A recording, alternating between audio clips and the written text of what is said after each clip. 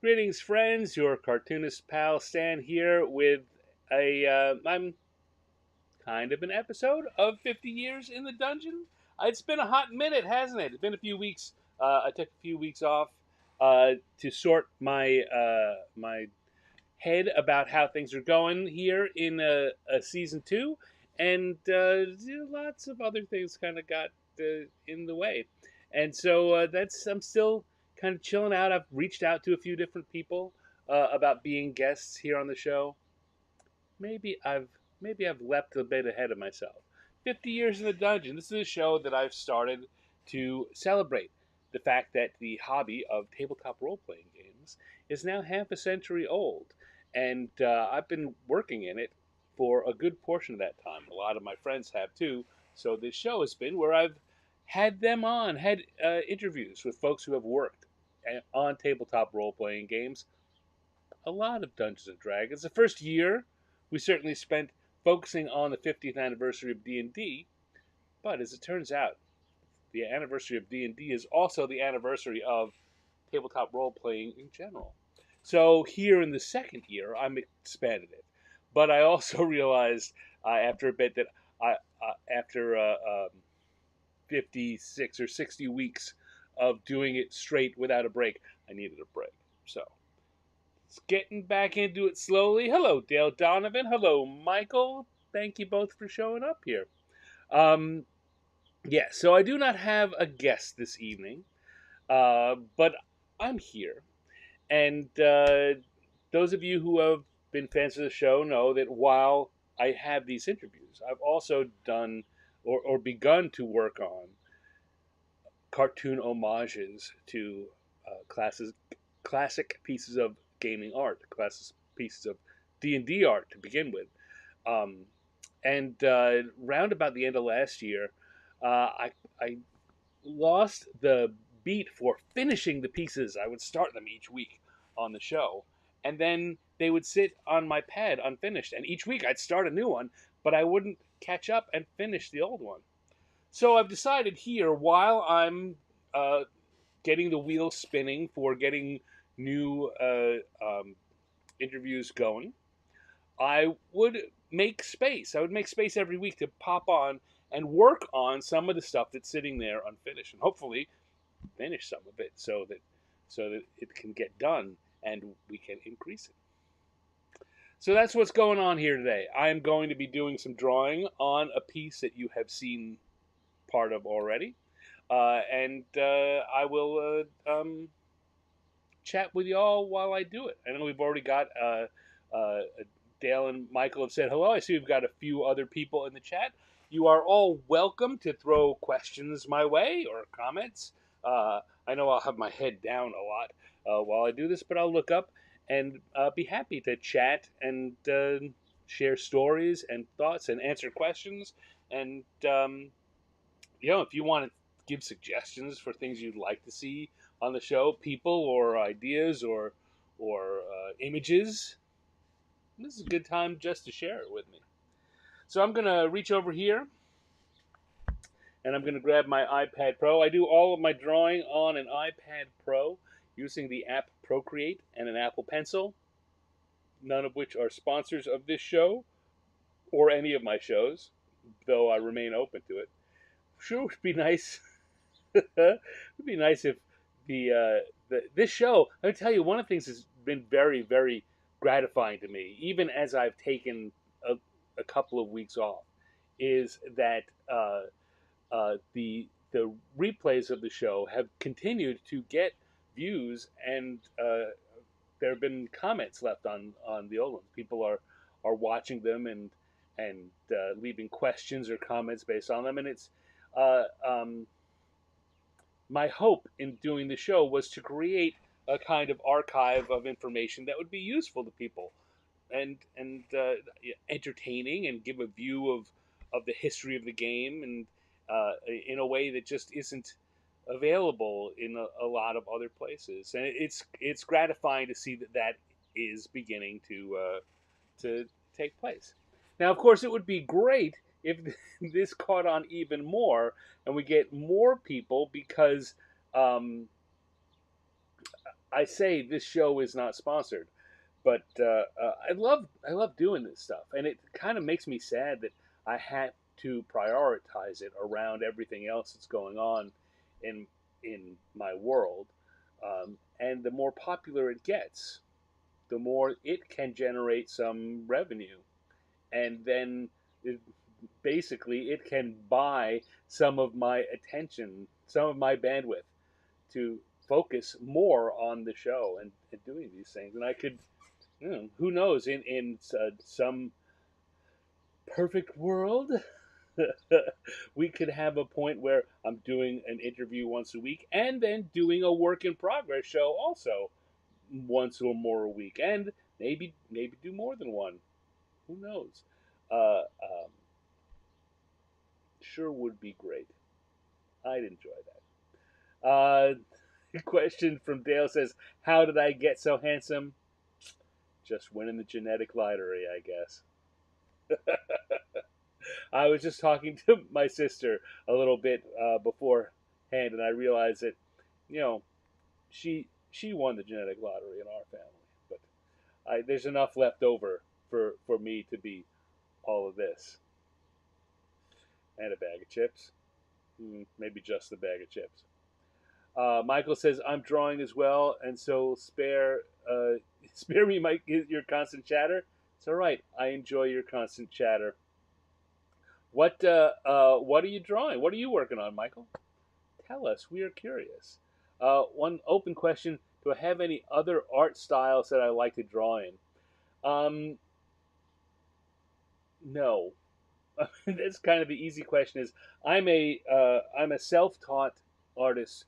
My style is what it is. I don't have a wide range. There certainly is a range within what I do between the very loose cartoony and the kind of tight, polished cartoony, but in the end, it's all pretty cartoony, and I think it all very much has a Stanish ring about it. So I don't. I've tried mucking around with um, paints occasionally. I just don't. I don't feel it. I don't feel it. It's not. I don't know that I couldn't learn to do it, but it doesn't come naturally, and it doesn't appeal to me. It doesn't call to me. And I talk on my Thursday show. I have another show called Random Encounters, which is improv cartooning, and I spend a lot of time on that, focusing on encouraging people to draw for the fun of it, to just because it's fun, and to an extent, that's for painting and other kinds of drawing or art styles. I'm all for that. It's I don't worry that I'm not good at them because I haven't put in the time, and if they're fun, then great. But the problem, it's not really a problem. The reason I don't do them is that I don't find them fun. I find uh, uh, um, it doesn't call to me the way the drawing and the cartooning does. I have other artistic endeavors that I do, not because I'm good at them, but because they're fun. I I sing sometimes. I like the karaoke. As uh, uh, many of you know, I spent some time in Japan, so I generally say karaoke, but the American style is karaoke. I like to sing just for the fun of the singing. Um, I still write and design games. Just, I mean, I do that professionally too, but I will do that just for the fun of it. Just fiddle around with a game mechanic or an adventure, or draw a map for a dungeon that's never going to go anywhere. What else do I do just for fun that's artistic? Um, I I don't know. I do stuff. Michael says he's working on a 2 by 2, 2 foot by 2 foot illustration in chalk marker and chalk for the cover of your novelette. Oh, that sounds terrific. I would love to see that when it's at a point that you want to share. All right. I can and will blather on quite a bit, but let's let me come in here and start this show by kind of reviewing what I mean when I say I've got work in progress. So I'll come over here to this view, and this is the view of my iPad, and these are uh, the unfinished drawings that I've begun for this show. As you can see, there are 13 unfinished pieces. If I scroll down, there's all the finished pieces. These are the pieces I did in last year during the show. I know I've occasionally when we did our wrap up shows, I scanned through them all. There's no harm in going again, right? I started one per year uh, for the history of D&D through the 52 years now. And so I was doing these during the show. I would get a pencil sketch done while we were chatting, and I would finish them up over the course of the week in between. And then around the holidays last year, life got too busy, and this year has been a struggle in a number of different ways that have prevented me from keeping up the pace that I set last year um, during the show. So I could still very much finish the sketch while I was chatting with the interviewees, but finding the time during the week to finish the pieces became something I just couldn't. I wasn't able to fit in my schedule. Again, a lot because I'm a full-time freelance writer and cartoonist, and that means that I don't have a regular income. I have to make sure that I give the time. Time first goes to projects that will pay my rent and all the other things that we need to get by in life. And fun things like this sometimes have to uh, take a bit of a back seat. But as you can see, I finished a whole lot coming through. I'm actually quite proud of how far I got without having a hiccup. Um, now that I've had a hiccup, it's just a matter of working through it and getting to the other side. And as I said at the top, this work in progress show is one of the ways that I'm attempting to do that, to make sure that I finish up what I've started. You know, well begun is half done. Well, I'm trying to get that other half done too. Uh, yes. So as I scroll through here, we're looking at all the ones that I finished, and it was a good year. It's a good 50 years of D&D, and I I very much like what I've produced for this so far, which is a good thing. I'm again very gratified that other people seem to like it too. Um, and it's another reason why I want to make sure I finish. So that I believe is the last of the ones I finished. Now we're up to here. The Strixhaven I got about halfway through, and that's what I'm going to be working on today. Um, but let's see. Let you see the others that are in process. There's Strixhaven and Morden Caden's Guide to the Multiversal Monsters, and the nearly complete Book of Dragons. Again, these are the sketches as they looked when I finished the interviews for those shows, and the newest edition of the uh, Dungeon Master's Guide, I believe, and the Monster Manual, the newest edition of the Monster Manual, was the one that wrapped up the D&D ones. And then I moved on outside necessarily of D&D. This was while I was talking to Robert J. Schwab. This is from the Demon Lord. What's it of the Demon Lord? Um, and I was talking to Steve Kenson. So this was a Mutants and Masterminds cover. and a more recent D&D cover. An old did this flipping back to the old stuff again. Owen Casey Stevens requested this one while I was chatting with him, and when I was talking with Kiz Johnson about Riverbank, and new project that they're publishing over at Cobalt Press, and this is while I was talking with Chris Pramus from Fantasy Age, uh, second edition, the latest edition of that book, and um, I don't remember what the product was. This is one of Phil Reed's products that I did. I think that's it, right? No, oh no, one more. Yeah, that this one really got short tripped because I was having technical difficulties and I had to stop after about 15 minutes because the connectivity between my iPad and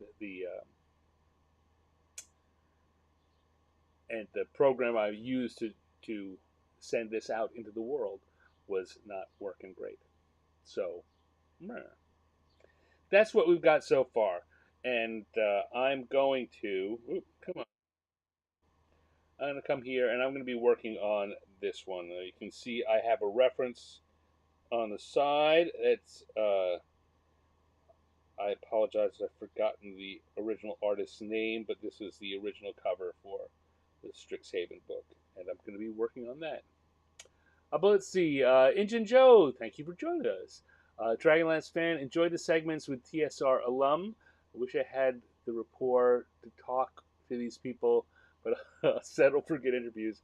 Well, I'm glad. Again, like I say, I'm glad to provide that. My aim with this show is to have it be conversations that people can feel welcome as even if you're just listening to it, you feel welcome as a part of. So I hope you do, and I'm glad you're enjoying them, Joe. And thanks for stopping by. Adam Savage talks frequently how, as a freelancer, he must always have in mind what's next, and while he's the progress of his current project, it's true. It is one of the most challenging parts of being a freelancer is you constantly have to be planning for what happens next. And um, I'll tell you, one of the challenges that's come up this year is when you're in the middle of doing something and you're trying to plan for what's next, and what's next is not coming together. That creates a pressure on what you're doing now with a known pressure that of what's coming down the pike after it, and it can really build. And I've seen a lot of freelancers leave this as a way of making a living because that kind of pressure is hard. It's hard on you in a lot of different senses. And the fact of the matter is, that this year has not been a good year as far as that's concerned for me. There's been a lot of things are not coming together. Let me say it also has been a year where there have been two or three really great opportunities that have come up, and they have happened. But what hasn't happened is the reliable rhythm or the predictability. Um, yeah, it's been 2025 has been a tough year aside from everything else that's going on in the world. um, Michael says, I have his permission to jump ahead to the riverbank illustration anytime.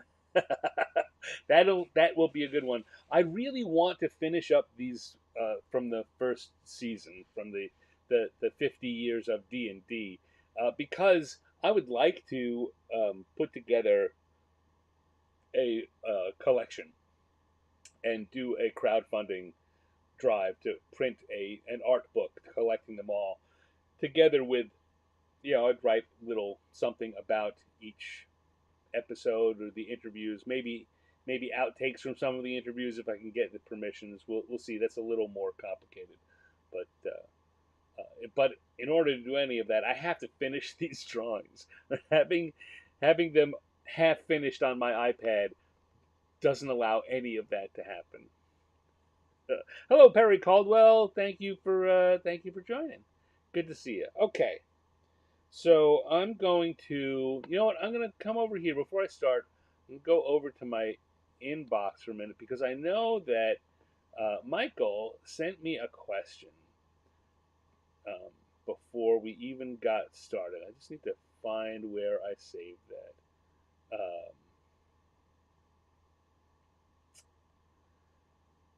And then I can. Where is it? Here we go. Okay. Um, I guess before I dive into that, I will say for everyone, there is a free newsletter for this show at 50yearsinthedungeon.substack.com, where I let you know in advance what I'm going to be doing, and I send uh, versions of the unfinished art for you to enjoy at your leisure, and you get to be the first people to see the finished pieces. And anytime there's any merch for the show, which so far hasn't been a lot, but if there is, you guys get a discount on it. So things like that. Um, and it gives you the opportunity to send in questions you want asked of the interviewees when I have them, and in this case, things you want me to talk about. And Michael has been the person who's taken advantage of that most often, and he did, in fact, this time too. And I got a question here uh, saying, um, got to find it here again. Question that you might be able to answer that doesn't apply to any one of the creators I've interviewed, but some of them. And you think I was there when it happened, so I might have some insights. Only heard hints, but not the full story. How was TSR selling off some of the properties they owned to the creators as they were shutting them down? How TSR was, and that's how Jim Ward was able to get Metamorphosis Alpha, and Ars Magica went to John Nephew.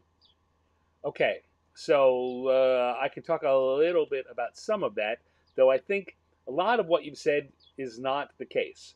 It's a presumption of what was going on, but my understanding of it is that.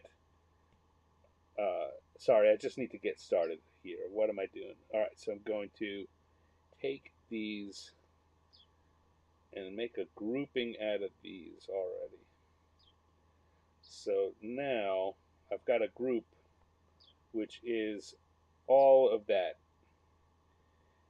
And the way I do these drawings is I keep I I keep the foregrounds and the backgrounds separate. So this is what's happening in the foreground. I'm creating the foreground and turning it off, and I'm going to draw it just there for the background, so I can draw and not worry about it interfering with the lines of what's going on, which just makes things easier for me. Okay, so God, it's been so long. I don't even remember uh, what line weight I like to draw on with this. Is that right? I think that's more like it. Line weight for these things is important because it helps to set that foreground background feeling. Um, so let's start with the the basic presumption that um, TSR or Wizards was selling off uh, ownership of some of the properties. Not true. Not true at all. Uh, until recently, until very recently. Um, the former owners of TSR, Lorraine Williams and family um,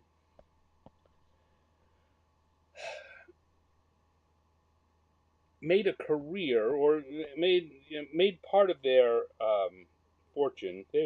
She came from a very rich family, and that family was a newspaper family, and they made part of their fortune by owning properties that were created for the newspapers that they ran.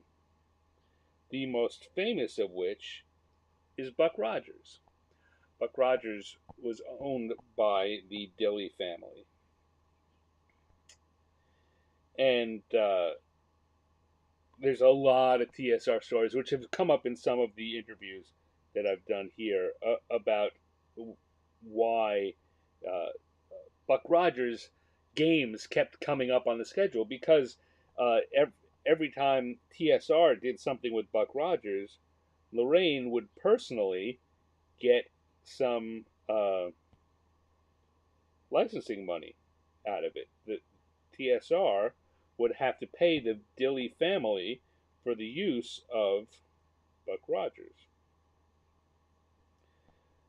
So that's a minor point in this story, but it is a point to the frame of mind that it is my understanding uh, they had to intellectual properties like that, and so there was no feeling from the owners of D&D in that era that they could or should uh, or would return property the ownership of um, the intellectual properties to the people that created them. They were created. Most of them were created by people who were working for the company on company time, and the company owned them. And the ones that weren't, the Forgotten Realms, they bought from Ed Greenwood long, long ago, and they now clearly were the owners of it, and they never, ever, never felt any compunction to return things like that. Now, you bring up Jim Ward and Metamorphosis Alpha. That is one of the only situations where um, my understanding now, Jim Ward, of course, passed away last year. Sadly, I mean, I'm very grateful that I got to have him on the show before he passed away, and he talked some about this, and I believe that he said even in that interview that um, he created Metamorphosis Alpha before he joined TSR, and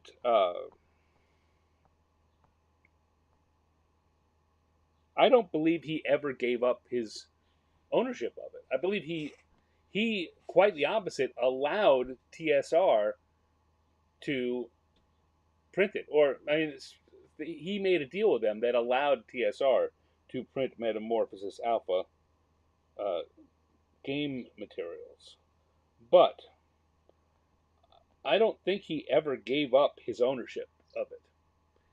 So it was not a matter of getting it back. I'm sure that there was some argument that the owners of the company might have made about whether or not uh, there was an implied ownership by them, or since they produced material for it, uh, he now needed to work with them. Um, I know nothing about that. It seems possible to me that that happened. It would not surprise me, but I do not know that it did or didn't. But I do know that Jim retained ownership of Metamorphosis Alpha uh,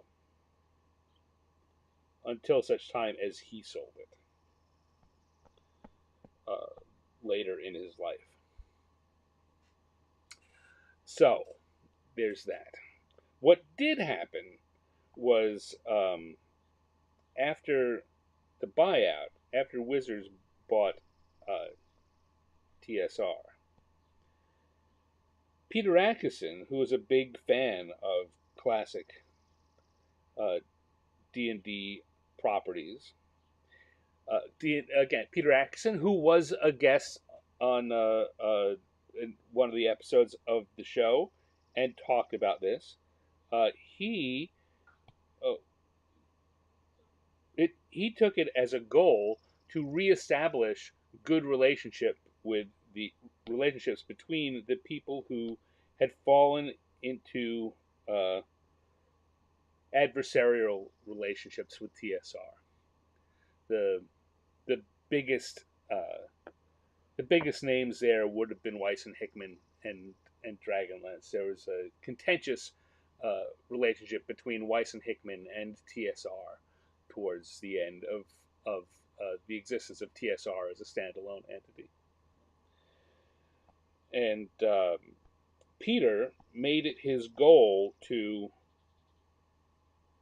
correct that and to bring everyone back together again so that work could be made. Uh, and there's lots of different stories that go along with that. But what's happened since then, in the years since the Hasbro buyout, there was a lot of changes to the way Wizards and D&D was working. Um,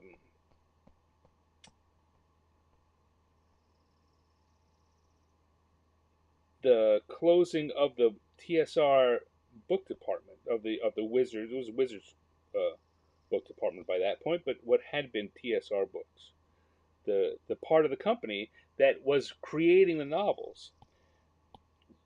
Hasbro and Wizards. It's I wow wow. This is something that I feel like I need to just kind of stop and put my stake in the ground on. There's a lot of people who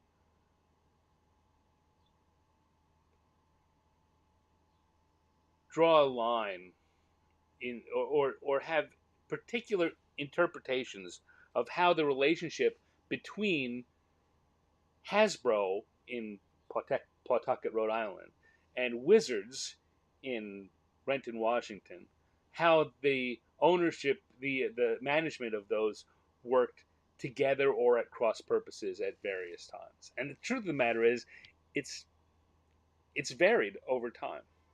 Um, but Wizards has been since the buyout a wholly owned subsidiary of Hasbro, but it functions as an independent arm. Now that means that while they have to function within the auspices of what Hasbro as a company wants, Hasbro was not micromanaging them and in, insisting that Wizards do certain things.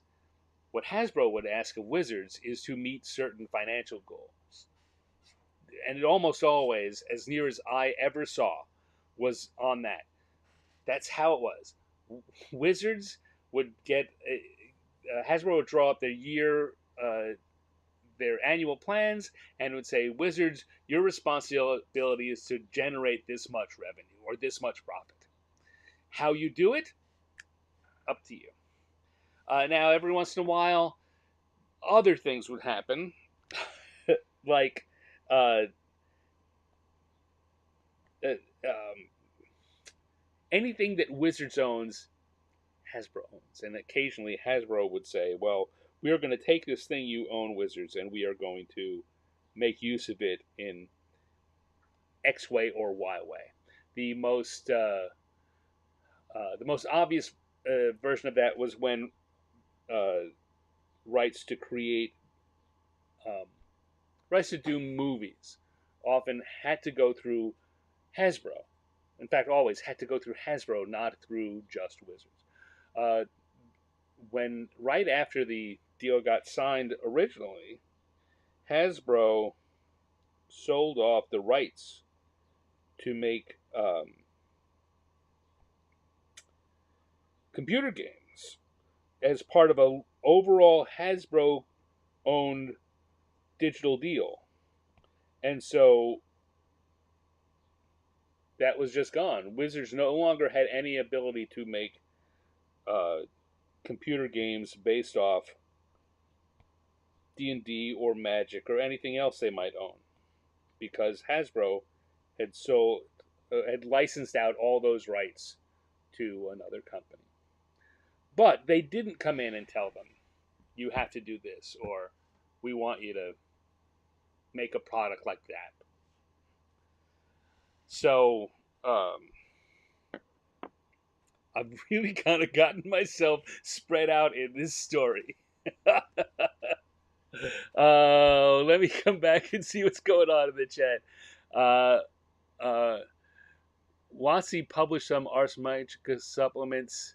Yeah, Ars Magica was always owned by Atlas or by Nephew.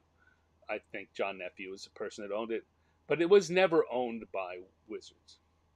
Wizards did do some supplements for it. That was in conjunction with them, but that was not given away. Yeah, so it's talking about properties. Hasbro very much believes in finding ways to make money off the properties they own, and of course, that's what businesses do. But they stopped.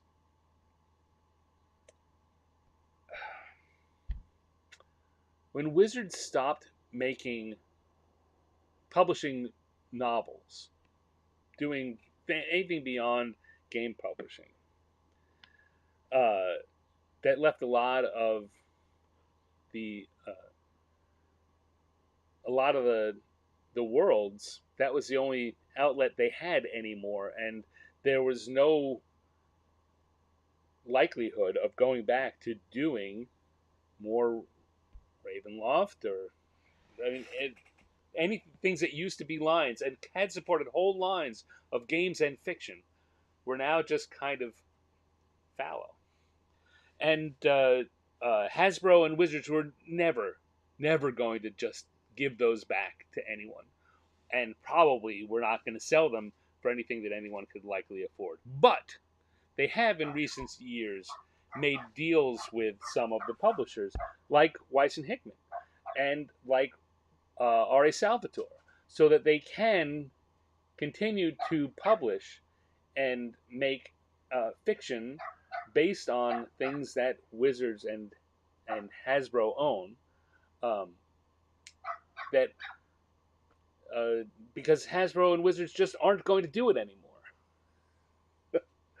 But make no mistake, Hasbro and Wizards still own those things. I see Dale mentioned Bob Salvatore too. Yes, yes. I was asking the other day. I I have it in my head that they might have made a deal with Elaine Cunningham, but I can't find any evidence of that. That maybe is just wishful thinking on my part. Um, but I've known other uh, uh, individuals and companies have come and tried to make deals to either own or get licenses to work on um, properties. And here's the thing: it's that's a tough deal to make because it's it's very enticing for the creators, for the small creators who want to make use of those uh, properties, and it's just not that valuable to Wizards. The amount of money that can be guaranteed to come out of that, which is how those kind of licensing deals work, is small. And the amount of time it costs, the amount of money it costs in man hours to have their lawyers work on it, is relatively high. So if you have a property that is only going to generate a few $100,000 over the life of a license. It's just not worth it to Wizards or Hasbro to spend the time to work on it. That's just how their business uh, accounting works. And it's frustrating. One of the frustrating things about working in the positions that I have is that I've now seen enough to understand it. I get it. I get why that's true. It doesn't make me as a fan any happier. It doesn't make me. Uh, um, it doesn't fill me with anything, any kind of solace, but it does fill me with a certainty that it's just not happening, unless a perfect storm arises, unless you wind up with someone who wants to make someone who's attached to a movie studio that wants to make a major movie out of it. It's not going to happen unless you have a book publisher who's willing to sign a multi-million-dollar deal with Wizards or Hasbro for the rights to do books based in these worlds. Smaller deals like that, just not going to happen. And I say that's maybe a little too absolute because I think about it. They certainly have made a deal with Keith Baker to allow him to do Eberron stuff. There are some restrictions. I have no idea what they are. I can't speak to what they are. I just know that there are restrictions about what he can do or where he can publish it, or some things like that, some business deals like that. So it's possible that other creators could strike deals like that, like Bob Salvatore has, like Morgan and Tracy have. And of course, it would be nice if they did, if they could. Um, but again, the amount of money that it is likely to generate is so small from the perspective of a company the size of Wizards, let alone a company the size of Hasbro. Makes it highly, highly unlikely. So, all that going back to the question that Michael asked, um, Jim Ward had the rights. Uh, I don't know of anyone else who has the rights to their own stuff. Margaret and Tracy have signed the deal that lets them do the Dragonlance novels, the new Dragonlance novels they're doing. But as we've seen, the Wizards still will make Dragonlance products when they feel it's uh, um, in their best interest, and they will not be beholden to what Margaret and Tracy have to say. If they have smart people working on it, they will care what Margaret and Tracy and the current audience thinks to some degree. They'll have to make a business decision of to what degree. Um, but in the end, if they want to do something, they'll just do it. All right. So, now having done that, turn off the blue layer for a second. I can see that it's coming through here.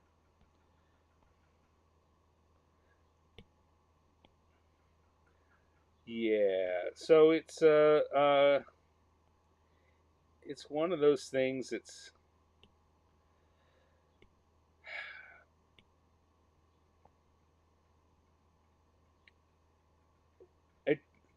it just doesn't work at the layer in the way that fans want it to. The fans want the things to work out the way that is best for fandom, and the deals will always be made in the way that is best for business. that is best for big business. Um,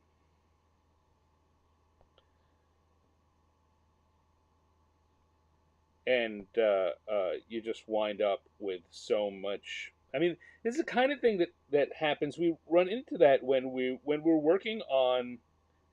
Um, I mean, I certainly had nothing to do with the most recent D&D uh, movie. I was well and truly gone uh, from the company by that point,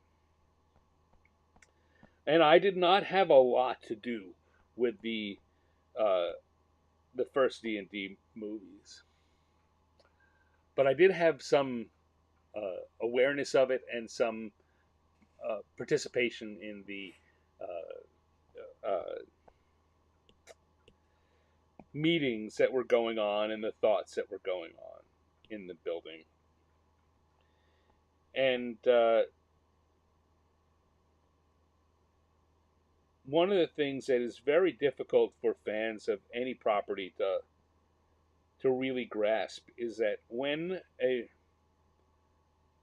a Dungeons and Dragons or a Dragonlance or anything, Murderbot, to take something that's out there right now in the world, when it gets licensed by a production company, a Hollywood production company, they need to think. Well, let's take away. They do think whether or not they need to think this way, and whether it's the smartest thing. I think is definitely open for debate. But their thought process is, okay, the current audience for this is X 100,000 people. Right? The audience is for D&D uh, worlds, D&D novels or storylines, or the Murderbot books or whatever, at best are counted in the low millions, and probably are counted more in the hundreds of thousands. And the people that are the people and entities, the companies that have bought these things and want to make movies or television shows are counting on tens of millions or hundreds of millions, and they need to, or again, they don't need to. From their perspective, they need to. They think they need to. I don't want to sound like I agree with it, but I'm trying to explain it. Uh, they make decisions based on what an audience that is 10 or 100 times what the existing audience is. So it's weird. And that's one of the reasons I find it weird that these companies want to license properties for the name recognition, but the audience that comes along with it is not a big enough audience to steer the process. And so that's why you get bad adaptations in the movies, and adaptations that are not faithful to the uh, the original properties, because the production companies are thinking about audiences. In order to be successful, they need to have an audience that is 10 or 100 times what the existing audience is. So if they decide in their very finite wisdom that something that is popular with the existing audience would not be as popular with the target audience, then they go with the target audience, because that's where their success is measured.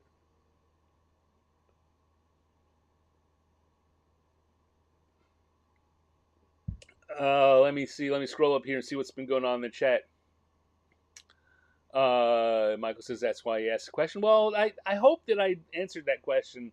I feel like I rambled. I think like I took your question and just kind of went blah blah blah blah, and I don't know if I actually answered the question itself, but I hope that I've at least given some insight. Into Joe says Flint Dille, who wrote the Transformers and GI Joe movie, uh, Why there was never a cartoon or a Dragonlance toy line in the 80s, they missed out. They had comic books, but that's about it. So Flint Dille is Lorraine Williams's brother. He, in case you don't know that, he's he's part of that family that owned Buck Rogers and were the owners uh, of TSR. And he is also very successful in Hollywood. And he was very much involved with Gary Gygax when he was out. Gary and he became very good friends, and he was involved a lot in the D&D animated show from the 80s. Um, why there was never a Dragonlance line for the 80s? So yeah, if there were, it always surprises me when I find out how many toys were made for D&D in general. The things that have uh, been part of legal archives that we've found later that I just didn't know about because I was not a kid in the 80s. I was a teenager and a young adult, so I wasn't going to the toy store. And the War Duke action figure, or little, it wasn't very much of an action figure. There were things like that that were made, and they didn't sell very well because the crossover between the hardcore fans and that larger audience didn't exist. That kind of is the case in point um, for what I was talking about earlier. That's it shown practically. Right? They made D&D products. They didn't do well because they didn't grab on. They didn't grab hold of the imagination of that larger audience who was not already D&D fans.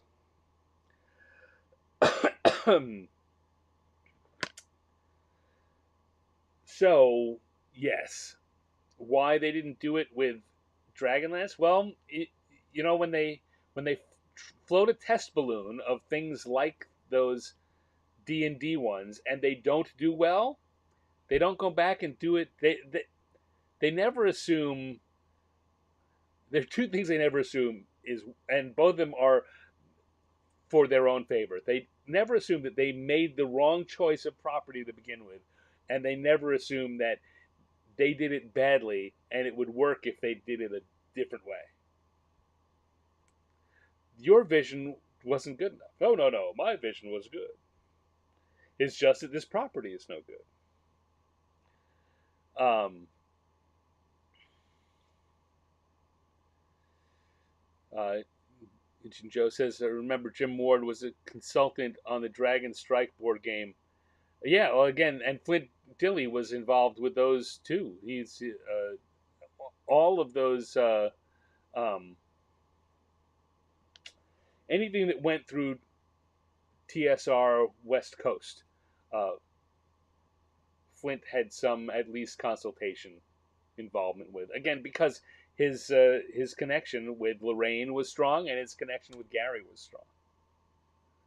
Uh, Ninja Joe says Peter asked Margaret to come back and write Drags of Summer Flame. No, that is incorrect. Peter was no Dragons of Summer Flame happened before I got to uh, TSR. It was published that summer, like a month before I got hired, uh, when it was still in Lake Geneva and still, we thought, healthy. Uh, Dragons of Summer Flame, another interesting story, uh, was so there had, after the initial Dragonlance boom and Trace Weiss and Hickman had their separation from TSR, and TSR Books was publishing lots and lots of uh, Dragonlance novels and products um, based on the properties and growing the storyline, and Weiss and Hickman were not happy about it, and the uh, it wasn't doing great. TSR made a deal with Weiss and Hickman to come back one more time. Now they had started doing their own publishing and were intermittently successful with it, shall we say. I don't know the numbers, but the Deathgate cycle and the other things they were doing, sometimes they'd hit big, sometimes they wouldn't hit big. And my understanding, and again, I would love to have Margaret or Tracy back on here again to chat about it, but my understanding is that it was at a point where the last thing or two they had done had not done great, and they were looking for their next big move, and their agents or some advisor to them said, if you could get another really big successful thing, that would help you sell the other things that are um, are unknown. And at the same time, TSR really wanted to have another New York Times best-selling book, and so through some manner of negotiation, which happened before I got there. So I'm totally speaking at best on third person knowledge here. Uh, they agreed to write one more Dragonlance novel for TSR, and they said, and they were going to wrap it up. They were going to wrap the storyline up, and TSR said, great, because our books aren't selling great. You can write this thing, it'll wrap it all up, and then we can all kind of go our separate ways. And which my understanding is that's what they said to Margaret and Tracy, and they never really intended that 100% because uh, while Dragons of Summer Flame was after it was written, before it came out, there was work on what became Dragonlance Fifth Age going on, even before Summer Flame became a huge hit. But it did become a huge hit. It was a New York Times bestseller, and Margaret and Tracy wrote it. Again, from what I understand, from what I hear as a third person, uh, my third person perspective, they wrote it with the thought that this would wrap up Dragonlance and uh, they wouldn't need to worry about what TSR was going to do with it anymore. It would be all the I's would be dotted and the T's would be crossed, and it would do very well. It would be a New York Times bestseller, and they could then have more traction to sell the next thing they were trying to sell.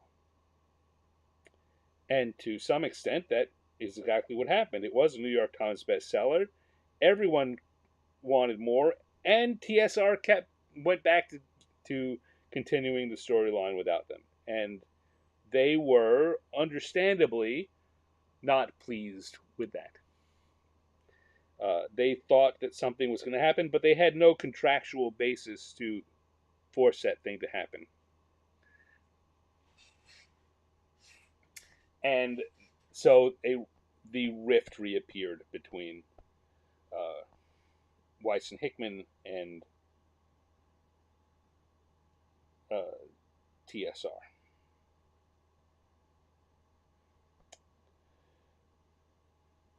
So yeah, Summer Flame definitely happened before Peter came uh, into the picture. And I was on the Dragonlance Fifth Age team at that point when there was tension between uh, Margaret and Tracy and TSR. We personally had good relationships with Margaret, who lived locally in the Lake Geneva area. She read some of the stuff in the outlines and gave us comments on some of the things.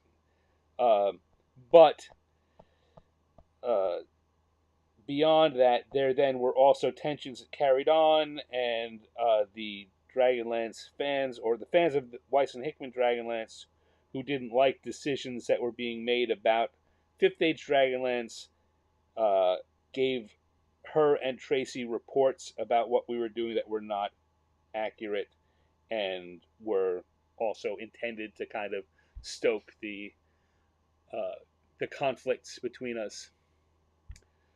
Like I say, I personally never had a problem with Margaret or Tracy. Uh, there have been times, I think, when in the public it might have seemed that wasn't the case, just because of what third parties were reporting about anything that was happening. But as far as I ever was personally involved with, there was never a problem. It was always between Margaret and Tracy and the company. And we just happened to work for the company that they were mad at. Peter, after the buyout, wanted to cement relations, bring them back together, and so the those of us who had been working on Dragonlance were involved in that, what's come to be known as the Dragonlance Summit, where we all got together with Margaret and Tracy and at that point Don, and uh, and handed over control of the storyline back to them when they were going to write and publish more stuff for Wizards, which became the War of Souls trilogy and beyond. And we did, and we had great working relations with them. Um, there were always conflicts in any creative endeavor. There were times when one one person or one group wanted one thing. Now, there were things that we had wanted to do that we just kind of had to set aside. There are things we wanted to do that they picked up and put they thought were good and worked with what they wanted to do, and it all got smooth together. And there's things that they wanted to do that we looked at and said, we never would have done that, but it doesn't matter. Um, Again, as far as I remember and am concerned, there were never personal animosities involved. Uh, and creatively, who's who's a New York Times best-selling author, and who's the guy who's sitting here complaining about being a freelancer? Well, my thoughts on their creative decisions are only half a step above, uh, uh, half a step closer to reality. I didn't say above or below. Half a step closer to publishing reality than fans who like the books and have opinions about what should or shouldn't be done.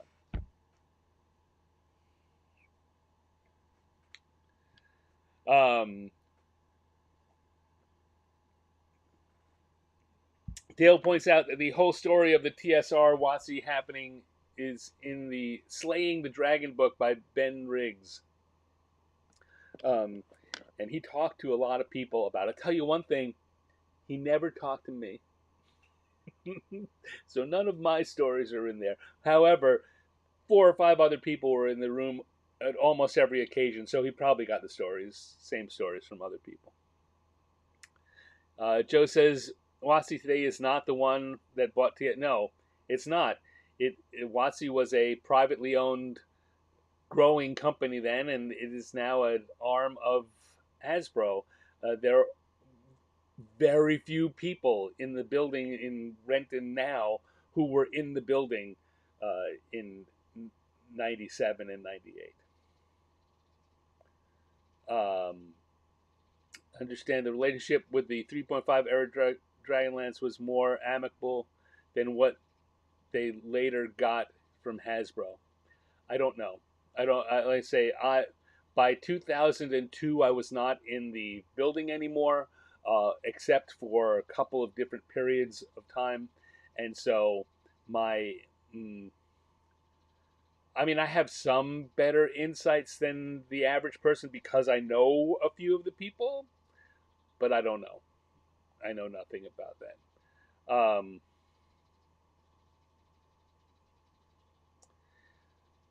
Hasbro, of course, Hasbro Well, part of what we're talking about is that they Wizards and Hasbro wanted to get out of the book publishing business, and so of course the dealing with them is going to be harder and worse for the authors than it was when they were dealing with people who were publishing books and wanted to just wanted to make a good deal for everyone. All right, been doing a lot of talking and a lot less drawing. Nirvana was in talks with TSR to produce a Dragonlance script.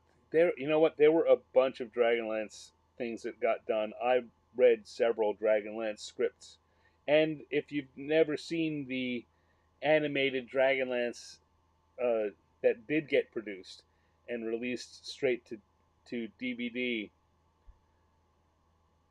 well, count yourself lucky, really. It wasn't very good, and there are a lot of reasons for that.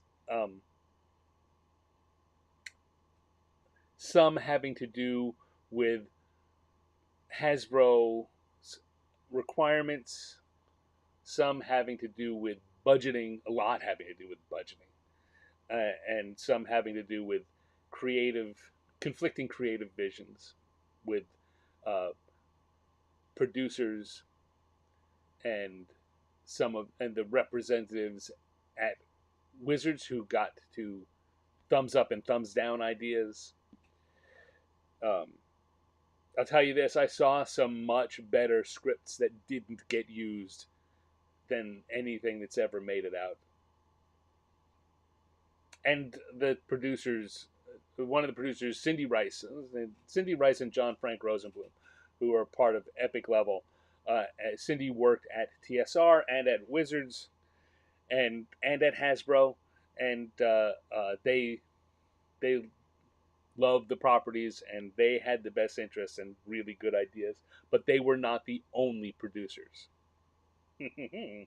So when I talk about producers with that, well, producers, it's not Cindy and John Frank I'm talking about. Let me scroll here, scroll here. Dismayed that Richard Knack isn't allowed to use a Dragonlance license to do his Minotaur books. Yeah, like I say, the only deals that get made are the biggest of the deals.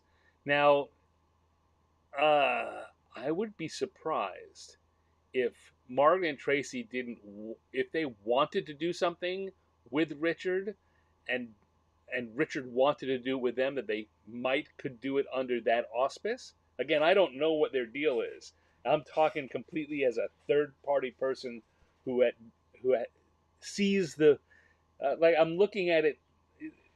Think about it as I'm not in the room. I'm outside looking through through blinds that are three quarters closed, but I can just see through a little.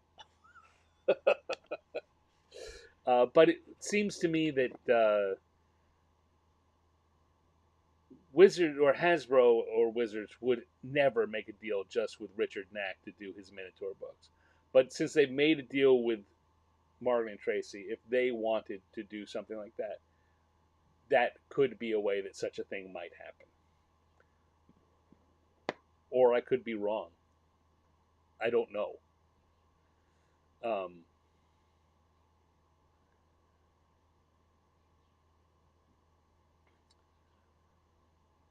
oh, Joe, yeah, Joe has money and rapport with the studios. Well, so I was in a meeting when I was back at Wizards.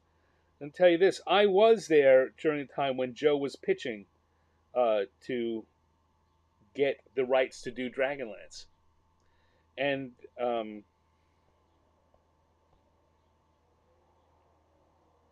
he had a very interesting pitch.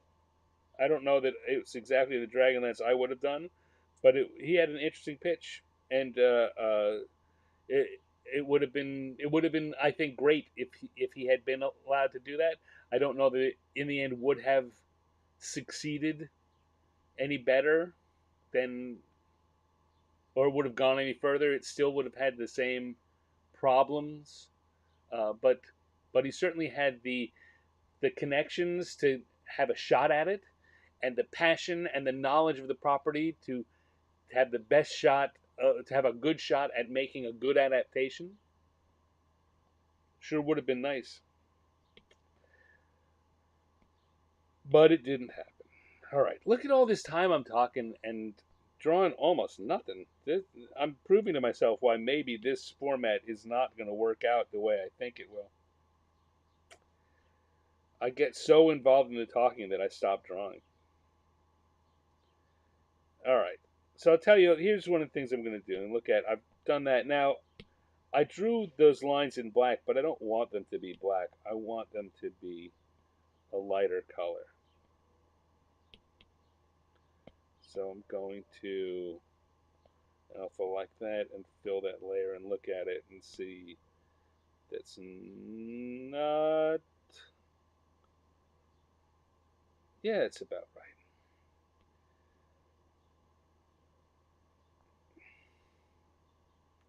All right, and then I'm going to go behind that layer and draw the bookcases. Again, by creating these groups and layers, I can do work without on a separate part without affecting what came before. So I'm now going to turn off that top layer and go back to a black line again and draw the bookcase area, and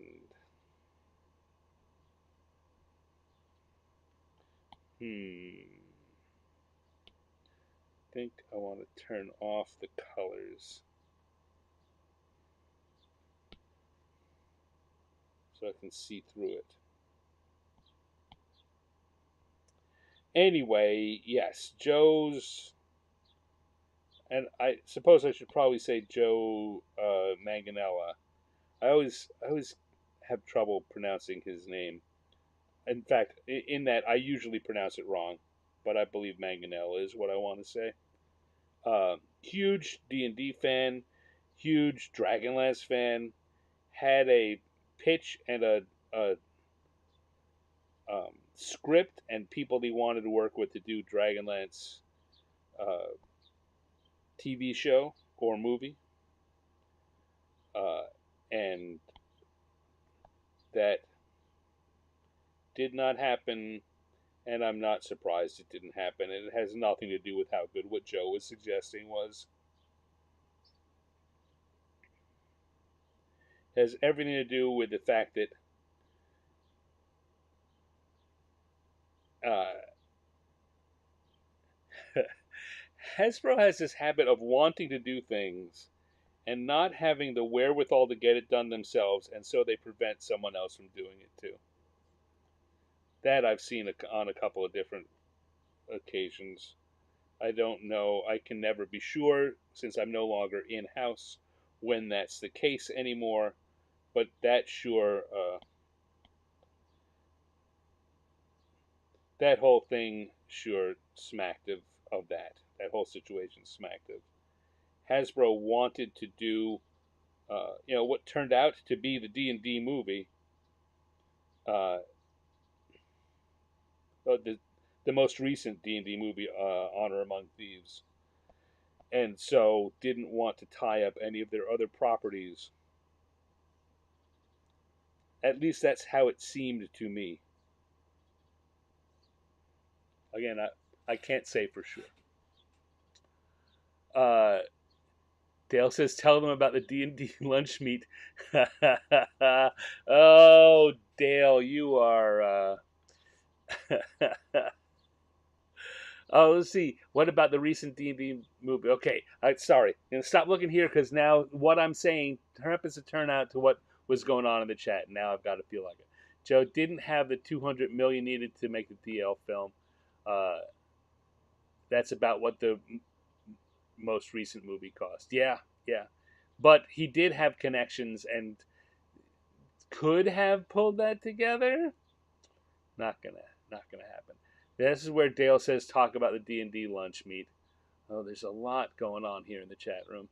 All right, D&D lunch meet on the list to talk about. Peter asked him to come back for 3. Yeah, yes. Um,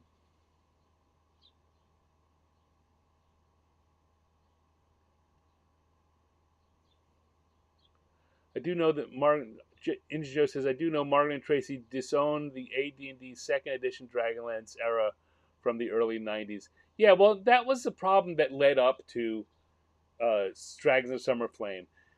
When Margaret and Tracy left TSR, they thought that TSR would stop developing their world, and TSR owned it, and legally, as I was saying with the Buck Rogers comparison, they had every right to do it, and they did. They kept developing it, and that Margaret and Tracy were not happy about that, and you know, I understand both sides of that,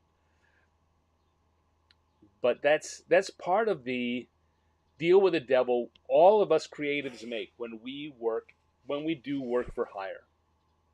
What we do not own what we make, and no matter how much what visions we have or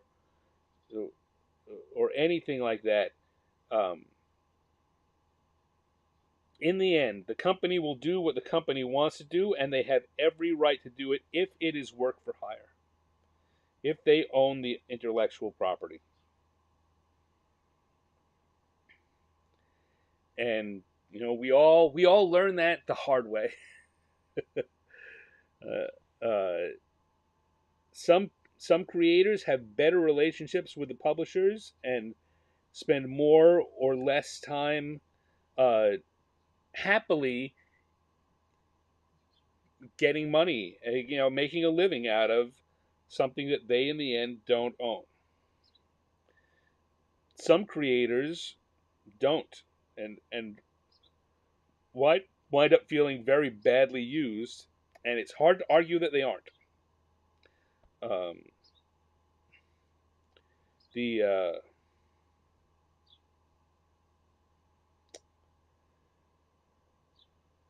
Exactly what the terms are very rarely seem to be objectively fair to the creators, to the people who made these things. But I'm going to say you need to, as a creator, understand when you make that deal what the deal is. And my personal opinion is that if you do, if you do enter it with that knowledge, then you um, you really ought to you really need to. They say ought. It sounds like I'm saying bad things about someone else. Saying my perspective as a creative. If I enter in that situation, I need to honor that, and at best say, you know what? They made this thing. I wouldn't have done it that way. You want to know what I would have done? I'll tell you that. But it's their property. Um, so yeah. Um,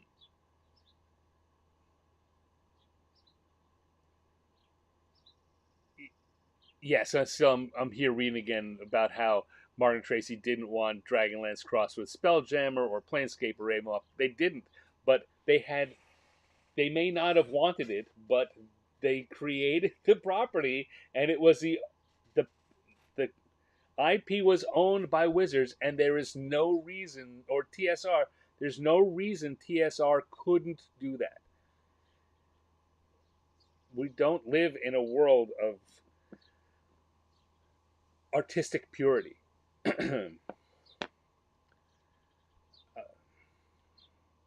don't know. I'm happy that things worked out the way they did. I think that we've it's gotten as good as it can get, given how it began. Would it have been better if it never went down that road? Yeah, but Martin and Tracy never would have created uh, the Dragonlance we know if it hadn't been in the way it got created. Tracy had some ideas. Jeff Grubb certainly talks about some of the ideas he brought in, which are now core part of Dragonlance, that wouldn't have been there. Something else would have held that spot for the places that he brought in. All the stuff that everyone brought together and created this world. They they never would have had a. Could they have written that and sold it to a publisher? Maybe. And given how popular it is, how beloved that series is, we like to think the answer is yes, that it would have succeeded anyway. But we also should be honest enough about the publishing world works to know that there's no guarantee that just because it was something that would have been great, it would have succeeded.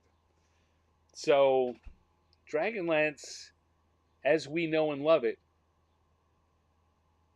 could not. I'm going to sound like Dr. Seuss for a minute, but could not, would not have existed without the creation style that it had. And the creation style that it had means that it was never Margaret and Tracy's to begin with, legally. On the other hand, it has always been best when they are involved, hands down. But that doesn't change the truth of the other part of that. Michael says, here's a question for you. While I was there, if when TSR Wizards was at its best and firing on all cylinders, what was it like? All right, that's a happy question that I also will put a pin in for a second here. I've already forgotten what the first pin was. Oh boy.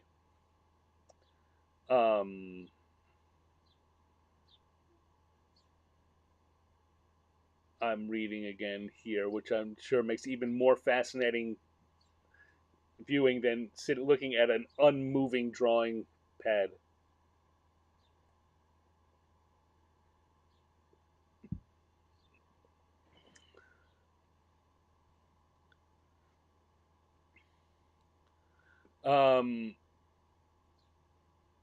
It would be great if the surviving Dragonlance authors could do an anthology of old and new Dragonlance stories.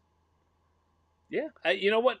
Again, given that Margaret, I don't know what Margaret and Tracy's deal is with Wizards and Hasbro, right? But they are able to do.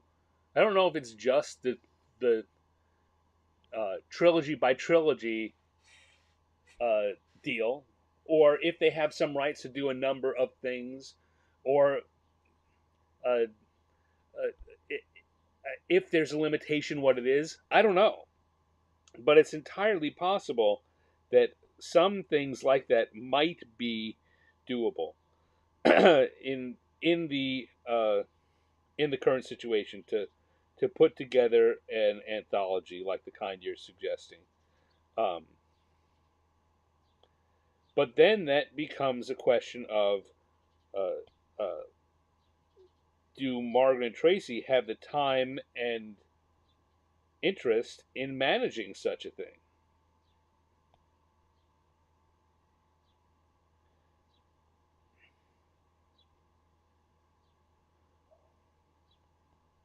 Because the deal is with them, not with other people, and we don't know what their deal says about bringing other people in. There's all kinds of stuff that we just don't know. But yeah, it would be nice. And you know what? If they wanted to do such a thing, I'd be interested in participating.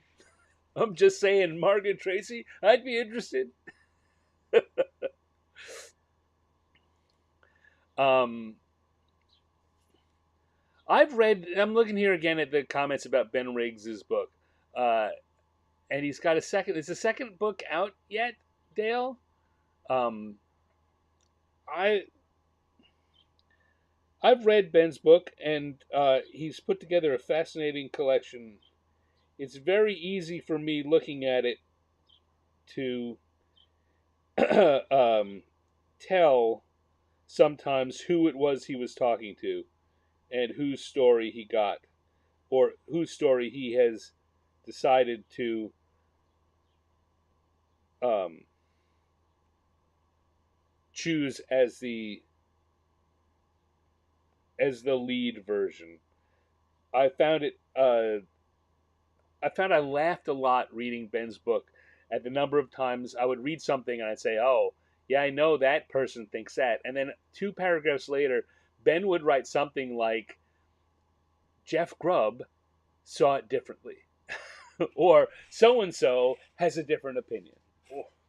And then doesn't tell that whole story, because you're writing any kind of book like this, it can't be conclusive. It can't contain everyone's thoughts about everything. You have to make editorial decisions, and I'm not disagreeing with any of the ones that Ben made, but I am saying I do find it funny sometimes when uh, I see that Ben has made an editorial decision here, and um, he could just leave it at that and present this thing as the truth, and he doesn't. But rather than tell a whole other story, he will just say, "What I heard from so and so did not match this," and then leave it at that and go on. And it's quite funny. Dale says no second book yet. Ah, well, that's a shame. I saw him give a talk about what's supposedly going to be the second book last year at Game Hall Con, and it's fascinating. I would love to read that book too. All right, what was it? Michael asked the question of what it was like when things were at their best, which would be that'll be a fun thing to talk about too, um, because you know there's a lot of there's always you work in any industry like this, you come into it because you love the thing, and then you find out that it's work, and you have business realities and personality conflicts and um, just the day-to-day difficulties of business come in, and yeah, you wind up with these stories that really embitter you about the thing that you love. But or that can happen. It doesn't always happen. But at its best days, it's you are getting to do the thing you love. You know what? On its worst days, you're still getting to do the thing you love. I was talking this weekend with Sue Wineline, who was my boss for quite a while at uh, at Wizards. She was the assistant, I guess the assistant to my boss at for a while at for most of my time at TSR in Wisconsin, and is my good friend to this day. And we were talking about the Dragonlance Fifth Age team, um, and I think that if when I put everything all together, that was the best time for me was when I was working with that team. It was Sue Wineline, then Sue Cook, uh, um, Steve Miller, Miranda Horner, and there were other people that we worked with at the same time. But those were the core people on that team. Uh, Dragon, Harold Dragon. um, um, yes, God, I've just apparently blown a circuit in my head. Oh wow. Um,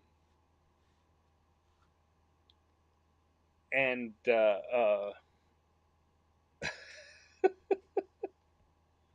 I need to take a break?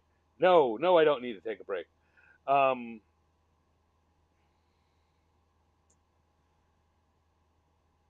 sorry, I have to look something up for a second. All right, never mind. That pans out. Harold Johnson uh, was our boss and was involved in it, but he also had a lot more managerial assignments than creative assignments. So, um, although he was definitely part of that Fifth Age team, he was not one of the people that was in the core of getting the day to day work done. And what was it like? Well, I mean, so it was like getting to work on the kinds of projects that you always wanted to as a game designer, as a writer. Came in, I got to it's when I wrote the Dragonlance Bestiary and Polanthus, uh, books where I got to play around in the world of Dragonlance, but I also got to do these very creative uh, writing assignments and do books that were um, hopefully as entertaining to read as they were to as they were utilitarian for use in a game. Um,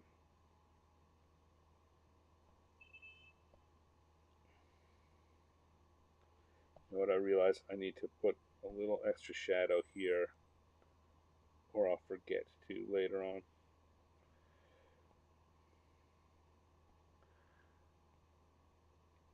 We worked very well as a team. We worked cooperatively. There was a lot of brainstorming and putting together projects and plans for future, and including other people and working with the book department and working with Margaret and Tracy and other authors. It was great.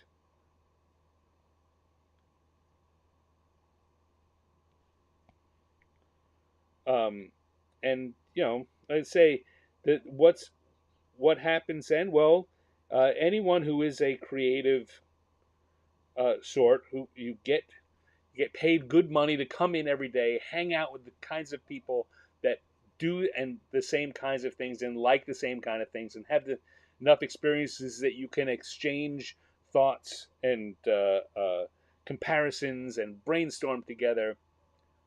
It's great, and some of them, a lot of them, remain your friends to this day. Like say Dale Donovan, who's in the chat here, who had a cube right next to mine, who's an editor and writer at the same time that I was.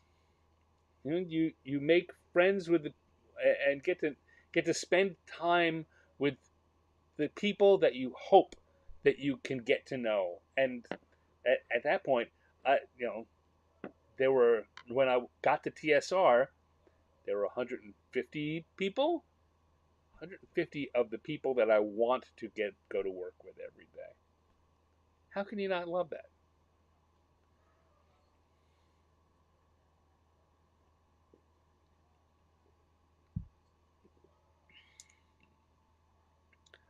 Um,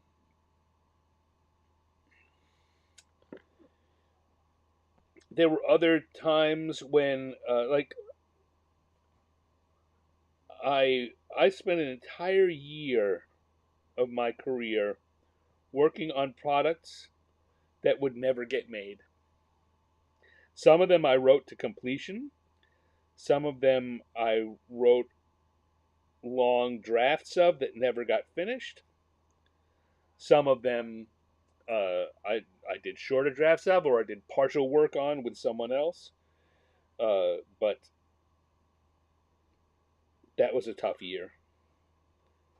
But it was tough. But you think about it, I got paid to spend a year creating cool stuff. Hard to argue with that.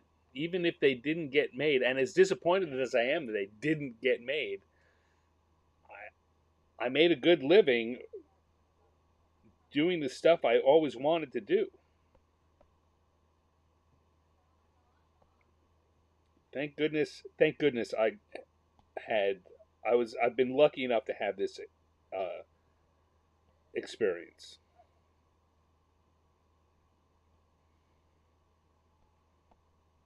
And you can see here I'm drawing in the things. I've got the blue lines on there so I can see. Uh, uh, I don't need to fill in the area that's going to be blocked by those, but I am drawing some so they overlap a bit. Um,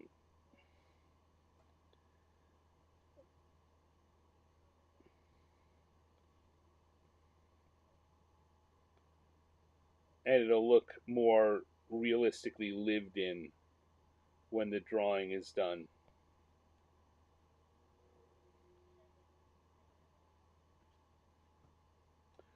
Were you upset with the events in the War of Souls trilogy with how many of those great story ideas were resolved?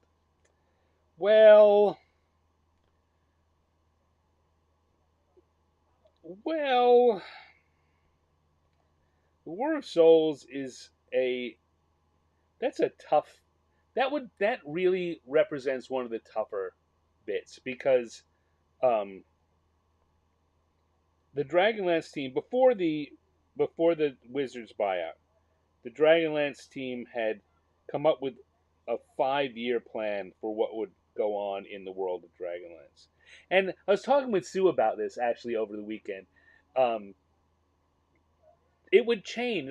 This would modify. It wasn't like there was one clear vision. It would keep changing as we uh, were able to produce something in a given year, and the needs of the next year, would would come out, or the fan reactions would come out, or other things would change. So it's not like there was a vision. It was a constantly shifting vision. But we had worked on some stuff, and we had a pretty good basic plan uh, for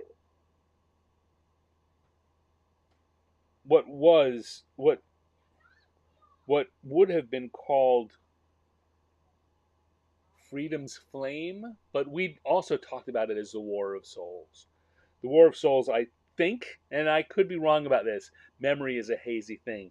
That War of Souls may have been a term that Margaret and Tracy brought to the table, but I think that it was one that we had either we had and they adapted, or we both had, or we had similar versions of it and they got combined. But that is definitely the area where I can most readily think of. We gave some ideas that um, for storylines and characters that got adapted in ways that we would not have that we would had not envisioned them, or the worst, the most painful parts are the ones that got brought in and then just kind of quietly killed. Because, and the reason that's most painful is it would have been easier if they had just been rejected, but the thought of, oh well, this thing is going to happen, and then it just kind of, no, yeah, it turns out we don't like that. And I, you know what, I can't remember exactly what that was, and even if I would, I wouldn't say it. It doesn't matter. In exactly what I was saying before, that property is owned by Wizards and TSR, and Hasbro, and creative control of the storyline was uh, was put in the hands of two New York Times best-selling authors, and they made the decisions they thought were best. I have nothing to complain about. But that doesn't make it less disappointing, or less point where you think about, oh, what could have been if my vision had been brought to the world. uh, so yeah, that's the most I'll say about that. Is that's a time where there are things that I had been involved with that got either executed in ways that were different than what I had visioned, or different than I think we had agreed to, or things that I thought were of high merit that got transformed or rejected, and it was personally um, challenging. But even then, I understood. I understood my role in it and why things happened. And to this day, then and to this day, I do not hold any ill feeling about it. I don't hold any malice about it. I guess I do. There are things that I still find disappointing or sad to think about, but I don't hold malice about them, and I don't blame anyone, and I don't think that the wrong thing. I don't think the wrong was done to me because of it. Um, and like I say, the people in charge were the New York Times best-selling authors who created the series. So how am I going to argue that they should have, after they were professional and kind enough to listen to my ideas, that they should have listened to me more? You know, it's a matter of creative disagreement. Sure, sure, I can live with that. But yeah, yeah, that's a I think the most that I will say about that in detail. Um, the funny thing is, and I was talking with Sue about this weekend too, is I still have some of the documentation from those days. She has some of the documentation from those days, and we're both kind of hesitant. Maybe I shouldn't have outed her by saying that she has any of it. I know I have it, and I'm hesitant about showing it to anyone because who knows? First of all, who knows if we could have executed on it well enough to live up to the dream? I don't know. I've certainly written things that I thought were going to be good and turned out to be a big pile of poo. Um, but yeah, I do have some of that material in my files.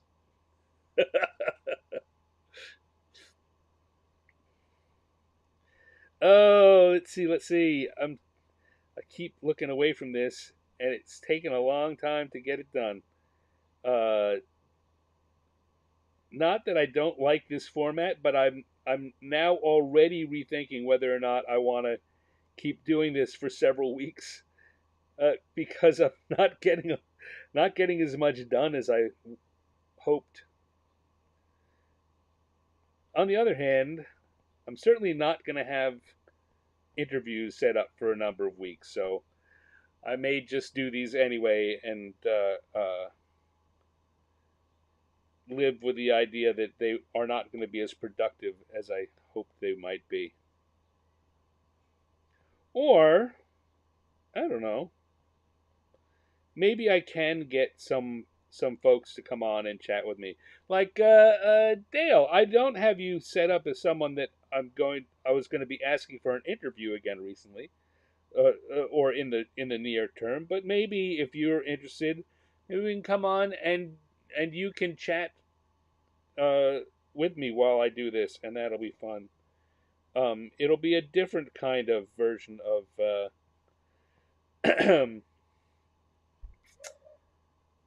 50 years in the dungeon. You gotta always be open to adaptation. Change with the change with the wind.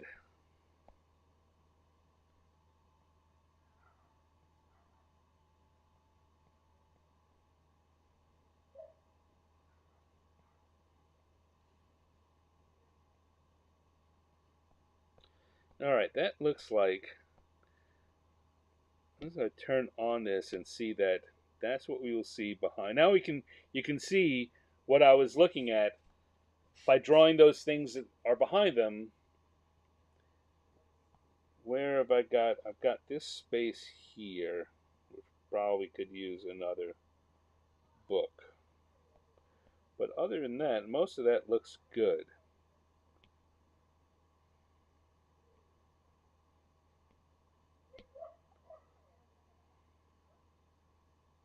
Okay. All right. So I close that up, then I turn that off, and I'm back here again. I can.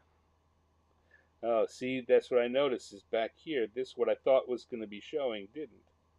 It would be better if that was a standing tall book.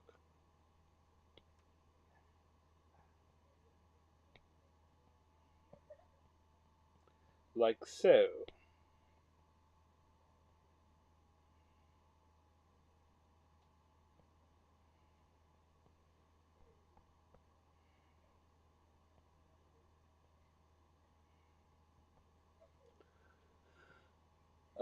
Dale sent me a message. Okay, well, I will look for your message, Dale.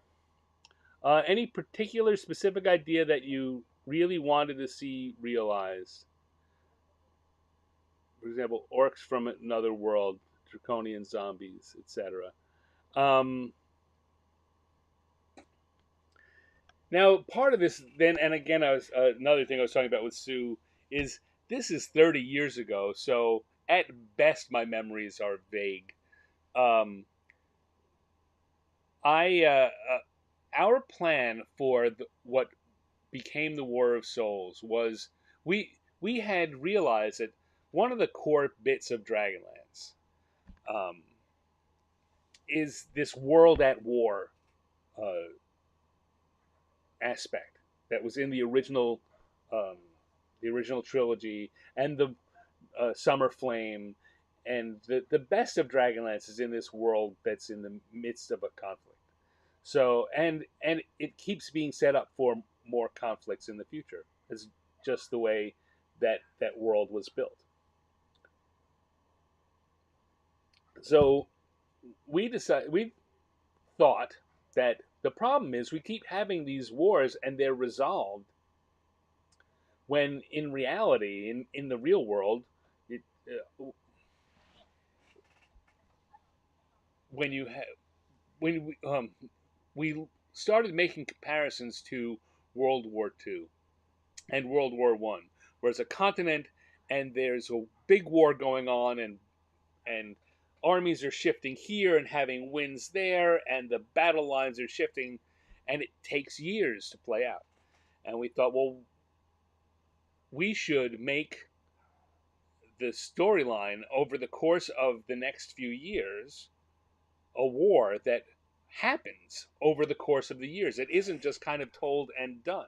And we could have novels that tell stories that take place at junctures within the war, but then our products can also help to spell out what happens in the winter campaign of this year and the spring campaign of the next year.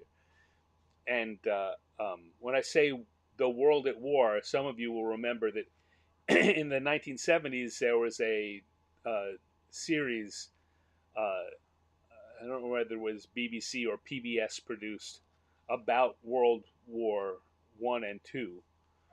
That gave a lot of detail about how the wars progressed, and they had on a part of those shows were these maps of the continent, which would show arrows of one army moving here and another army moving there.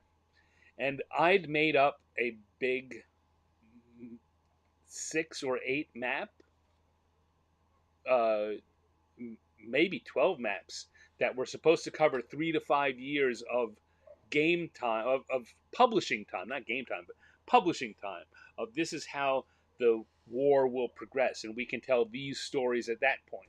And then the war, and then this army will succeed. We'll have a big thing that happens, and that's going to shake everything up. And so the armies will move around like this, and then these products can happen, and this character will be here, and this over the course of the war, over the course of the storyline, these characters will rise or fall.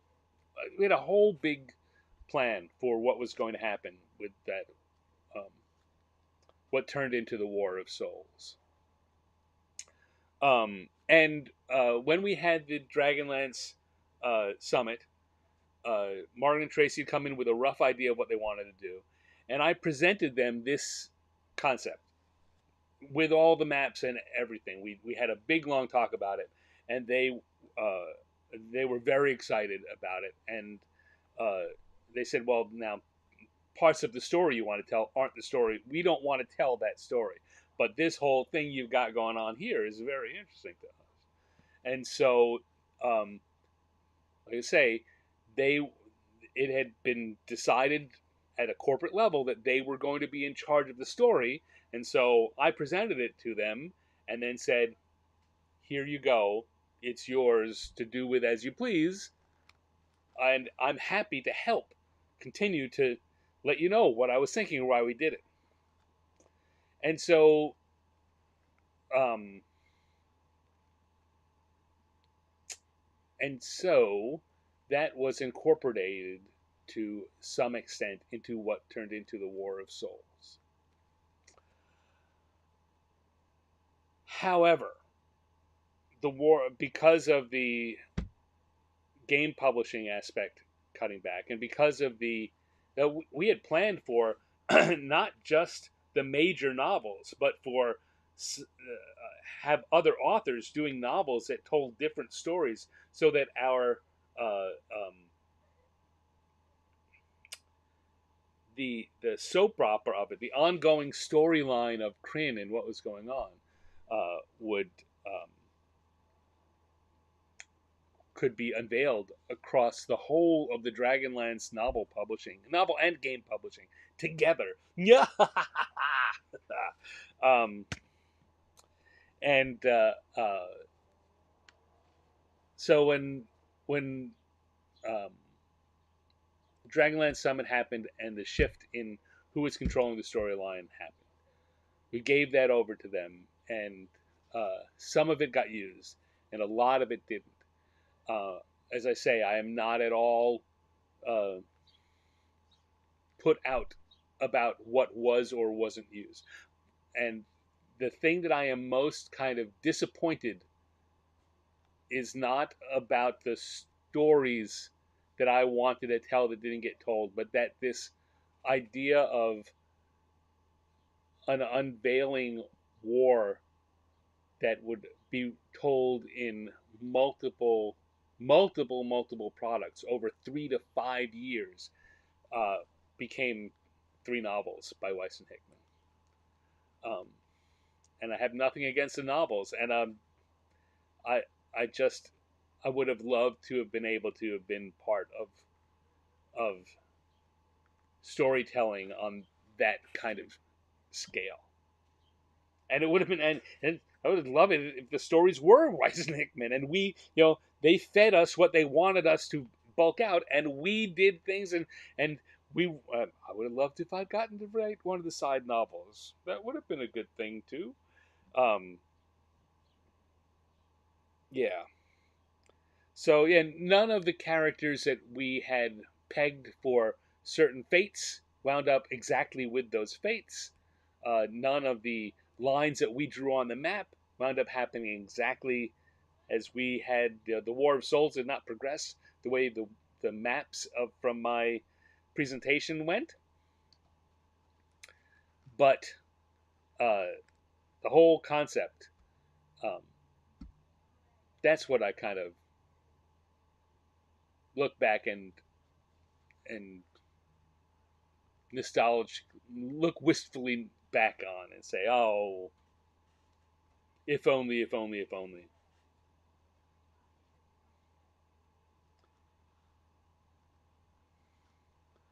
Someone, some people are raiding in in Twitch. How nice! Thank you for raiding us in Twitch. Welcome, welcome. As I continue to do some drawing and chat with the audience on multiple. For those of you who don't know, this is streaming to Twitch and YouTube and Facebook and LinkedIn simultaneously right now. So I can see comments from people from a lot of different places. Um, Chris Chris Andrews says this has been extremely like yes. No, again, I like to go. I think it's important to go um, to to to be clear that I don't feel ill used and I don't think anything wrong was done. It at the same time that I will occasionally say, I'd have done that different. That I have no ill will. I don't feel like anyone uh, treated me wrong or disrespected me. Um, but yeah, it's true. There are these things that I would have done differently, and these plans that we had made that got done in a different way. But the other truth of the matter is that almost never comes out is how bad the sales were for Dragonlance Fifth Age, and regardless of whether or not Margaret or Tracy came back, Dragonlance was on shaky ground, and them coming back and doing the War of Souls and having some more New York Times bestsellers uh, did more for that moment in Dragonlance history than I ever could. No truer words have ever been said than that. All right, let's see what we got. I am going to continue to draw a little here.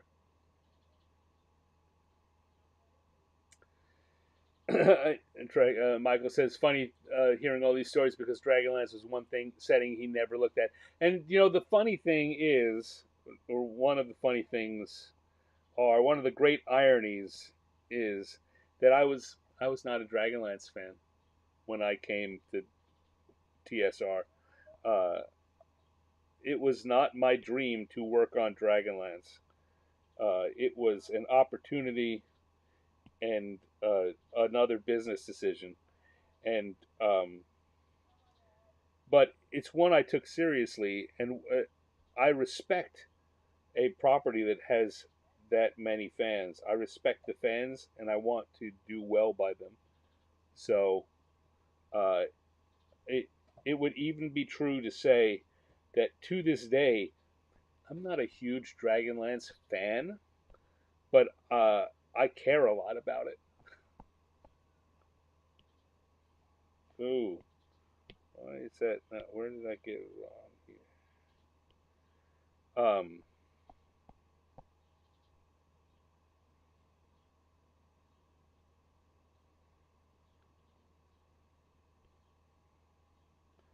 So yeah, I mean, there's an irony in my career, and yet another reason why Margaret and Tracy, who do have such passion for the world that they created, uh,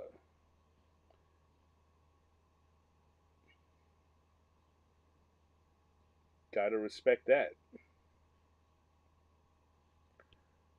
But I say, while I was working on it, I was happy to be working on it, and I love the stuff we worked on. I love that team. I love the material that we made. I love the plans that we had put together. It would have been great. I'd go back to that in a second. But left to my own devices, um, I'm going to apologize to you right now, Margaret and Tracy. I haven't read any of your new Dragonlance stuff. I don't. I never came to Dragonlance for fun. I came to Dragonlance professionally, and I stayed there, which is another reason why I'm not one of the people that should get brought back necessarily.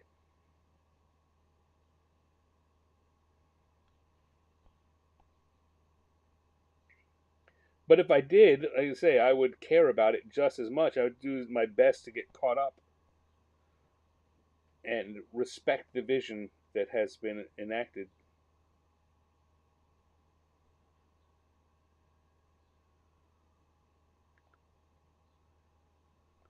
That was one of the things, so we talk about things that bug me. That was one of the things that bugged me during my time working on the Dragonlance uh, Fifth Age team was the fans who were mad at TSR for not doing right by Margaret and Tracy, and uh, took it out on Sue and Steve and Miranda and me and the material we were working with. We came to all of that with love and respect in our hearts, and the goal of doing right by the world and the creations of uh, Margaret and Tracy and everyone else who had worked on Dragonlance before us. And yeah, there were things that we were told we had to do, or that TSR wanted to do from a business perspective. We want to do this, therefore build that kind of thing. So we did, but whenever we did, we started with a look at, okay, well, let's look at Dragonlance as it is now and as it's loved by the fans, and let's do something uh, that is the best iteration of it that we can make. And it just made me very sad how many of the most vocal online, and this is early days of online fans who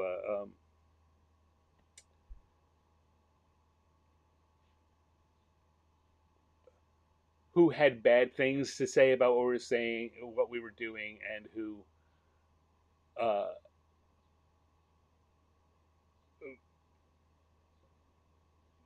would tell stories that would basically treat us like we were the people who were making the decisions to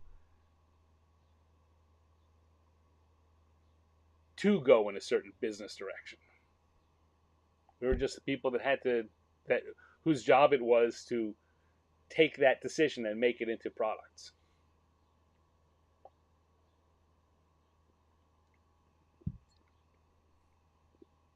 Chris Andrews says people couldn't understand the concept of the saga system.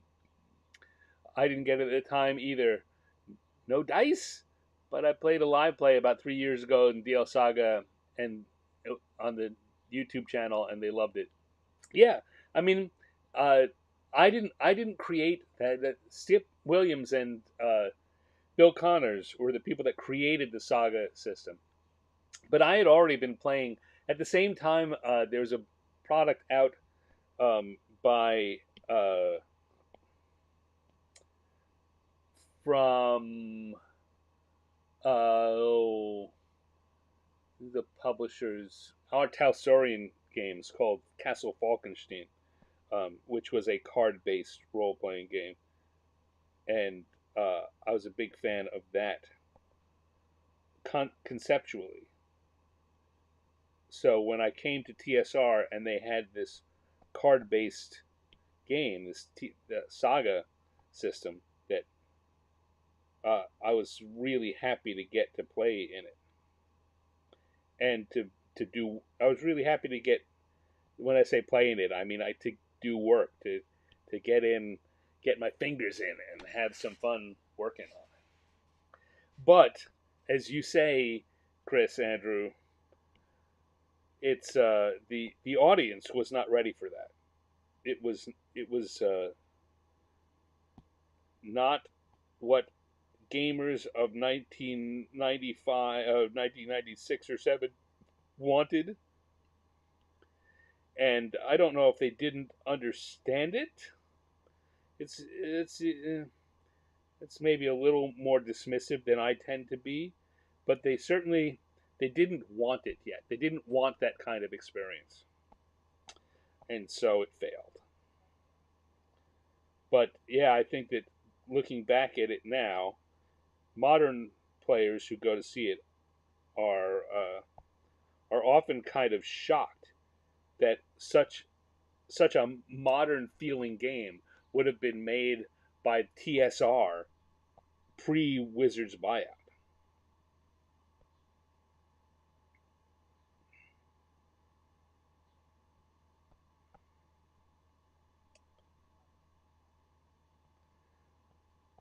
we did a different version of Saga for the again conversation I had this weekend. That there were problems with the Saga system. There were some very real mechanical problems with the Saga system, um, and some of them were addressed in the Marvel Saga game that Mike Selinker was the lead designer on. I was a secondary designer on that with him.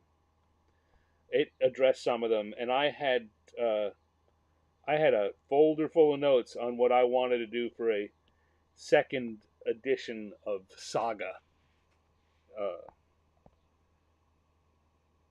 for either Dragonlance or some other fantasy game, or a generic kind of adventure game, something that you could use to play anything. We uh,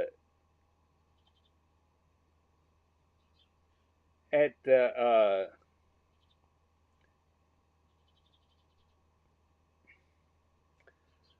back in the early 2000s, Monty Cook and Sue Wineline, Sue Cook, hosted a house con at their home called MontyCon for several years in a row.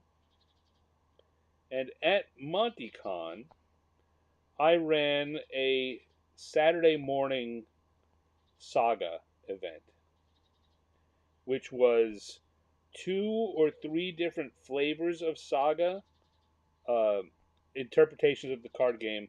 One was a Johnny Quest game. Um,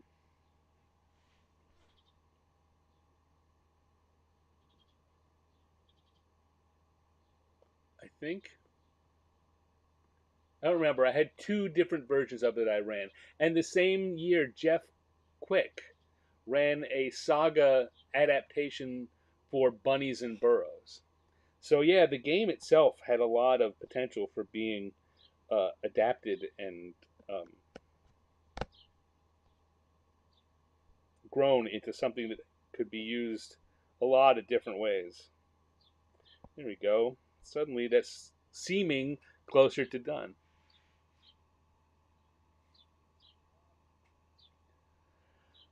Uh, Dale says Castle Falkenstein for the win. Castle Falkenstein was a very interesting. It was an interesting setting, and it was an interesting game. Um, I'll tell you one of the things uh, I I liked I liked it conceptually, but the card system was just as problematic as Saga, as the DL5A Saga, because it was built to have a lot of card interaction, as you to flip over and have variations generated by that. But neither one of those systems, they worked on paper, but they didn't have enough of the interaction. They didn't have uh, enough um, enough range when you played them. They were very focused, um, and both of them had the promise of opening up wide vistas, and they just mechanically didn't work that way. Theoretically, they worked that way, but in practice, they very rarely did. And that was one of the big changes that Mike did for the Marvel Saga game, was he reworked the Fate deck, uh, um, number of suits and what the um, probability curves were, and made a game that had that kind of. In fact, he totally blew it open. It had a huge wahoo range uh, of possibility. It worked great. So I definitely had that as one of the big inspirations when it came to what I would have done with a Saga second edition. All right, what do I need to do? I need to come back here for a second, because underneath here, I need to emphasize the flames around his hand. We got a new layer. Come on.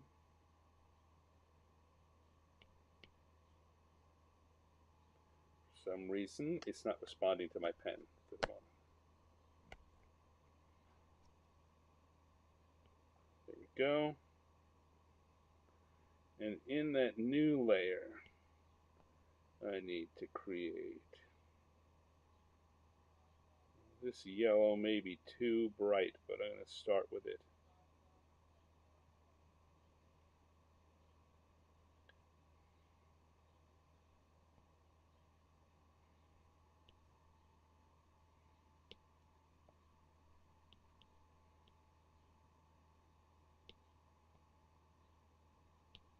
Got to find a color which is that, and then create a blur so that it feels flamey.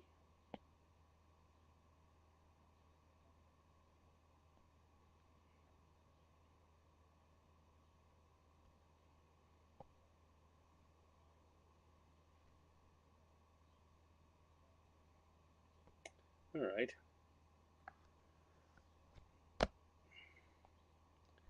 I'm beginning to feel, we've been doing this for 2 hours now, which flew by. And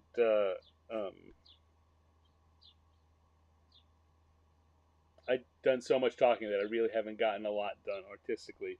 Though this is significantly closer to done than it was when I started. I still feel like there's a bunch of work that needs to go into it. Let me leave this up for a second. Go back to the chat here, chat a little more, and then we'll wrap this up for the evening. Thank you all for joining me. As a designer, what were my personal strengths? That's a question that you should probably ask my editors and managers. But as a designer, I am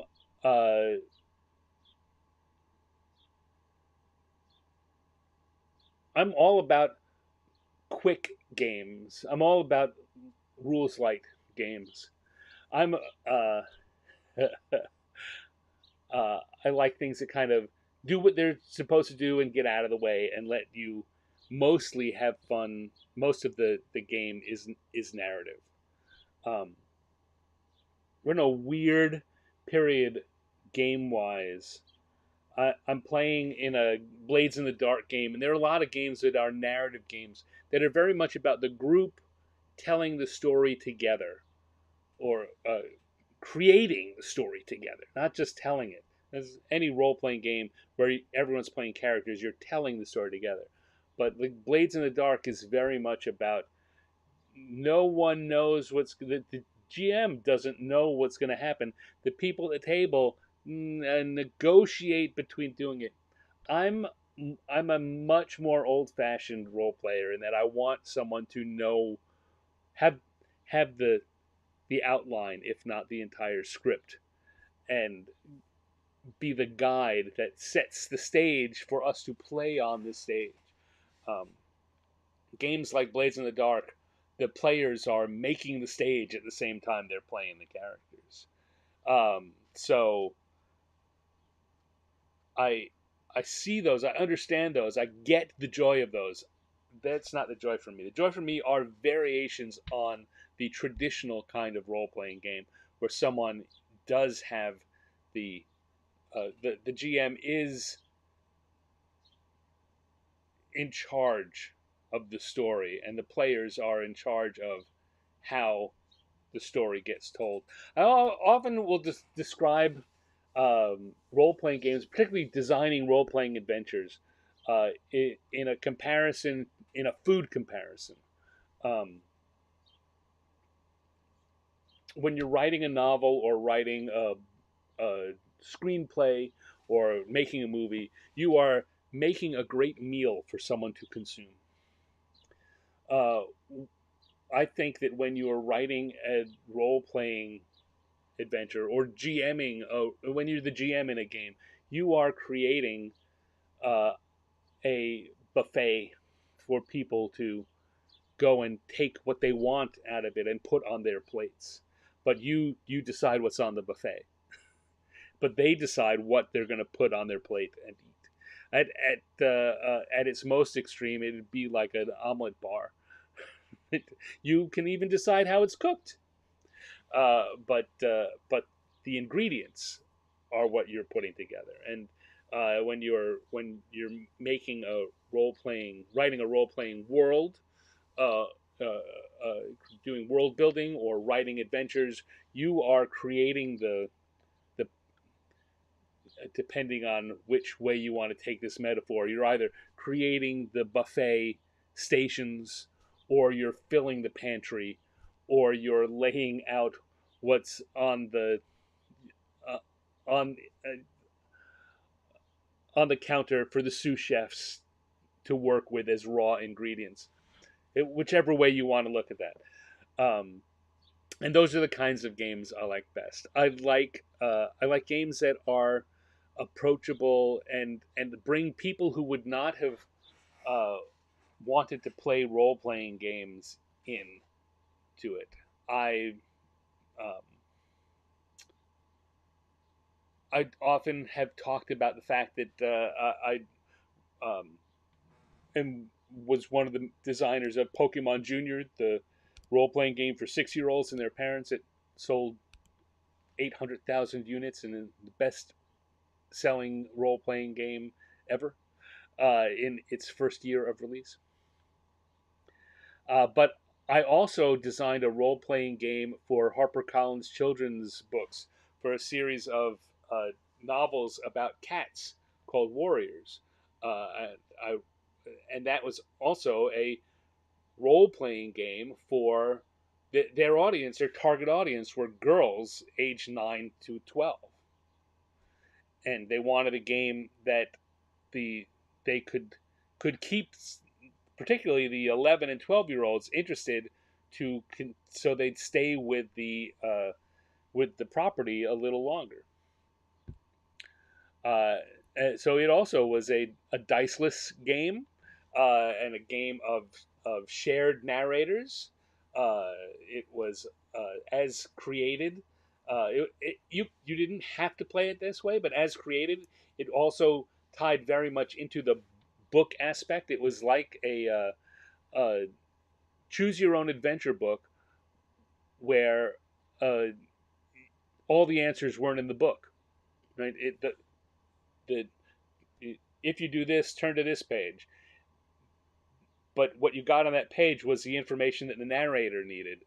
And so no one, while you did have someone who played the role of the game master or the narrator who was setting the table, they didn't know the whole story. They only knew what they needed to know for that section of it. And when you played the game, as you'd get to, if you do X, turn to page Y. Sometimes it would say, if you do X, give the book to the next narrator and tell them to turn to page Y, so that everyone could play and take turns being narrator in the same game. Which I still think was a kind of clever in clever advancement for the game. I've never seen anyone else do that since. Maybe because maybe it didn't work as well as I thought. I think it worked pretty well, but it required a certain kind of writing for the adventures that you were publishing. Um, so yeah, I've got a over the years I've got a whole series of little mini games or rules light games that I've gotten 3/4 completed. I've got one that I'm pretty sure. Well, I've now promised to run at 2 conventions at the end of this year and beginning of next year. So I have to finish the design of it, and I'd like to publish it, but it's not big enough to be a game on the big scale. Um, but it's a small set of easily adaptable rules that could be used for lots of different things. Um, yeah, enough said about that right now. I think sometimes you don't want to talk about things before you do them because it feels like talking about them will mean you don't have to do it.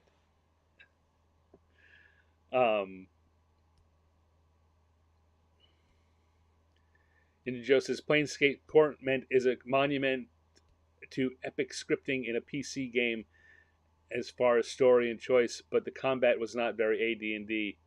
The story was amazing. Yeah, well, I mean that's always been a challenge. I tell you, this is a challenge that's come up for computer games, D&D computer games, is how much do you want them to feel like D&D and how much do you want them to feel like a computer game? And there's no right answer or wrong answer, but the people making each game will have their own answers to those questions. If you want it to be D&D, well, if you get the story right and what the characters are doing narratively right, then it feels like D&D. But then there are other people like, well, if I'm not rolling a D20 and trying to pick I mean, for second edition it wouldn't be the same. I'm not targeting this AC and knowing that if I hit with this it'll do X many points of damage or this range of damage, then it's not D&D. And it's hard to say they're wrong about that. D&D is many things to many people. Always has been.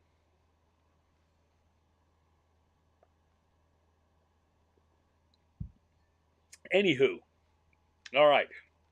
Here we are. I'm going to look at my little. We're almost 2.5 hours now. So I'm going to say that having begun with just the characters colored, in 2 hours, I've managed to kind of draw and color a wall. We'll see. I may need to address this particular format a little differently, but we'll see. I've had a lot of fun here tonight. I'm glad you guys could join me. Um, Maybe I will try and find someone to have a conversation with next time. Uh, I will be back next Wednesday. So next Wednesday, I will be here on again, and I will be drawing. I may be me uh, blathering to myself. I may pay a little less attention to what's going on in the chat and more on the drawing.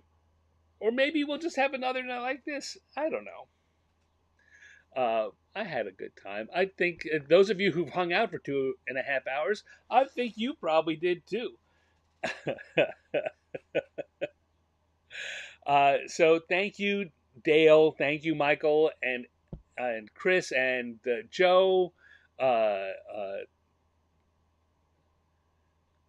Thank you, everyone else who's shown up here who I'm scrolling through and I don't see. I know that we've had a dozen or so people watching through a lot of it, so thank you all for joining. I'm going to switch back so it's just me on the screen here. 50 Years in the Dungeon is going to be back in its interview format sometime this summer. I'll start having interviews again. Maybe it'll be in June. Right now, it's not looking like it's going to happen this month. Might not be till July. But who knows? All I need is one person to say, next week works for me, and we'll be off to the races again. Please, please, please, please remember that we have a free newsletter at 50yearsinthedungeon.substack.com. And if you go there, you'll get the updates on everything as it comes together and more. You'll get behind the scenes stuff and little extras, and you'll have access to chat with me. I'm thinking about doing some live streaming like this to Substack. Let me know in the comments what you think about that. It's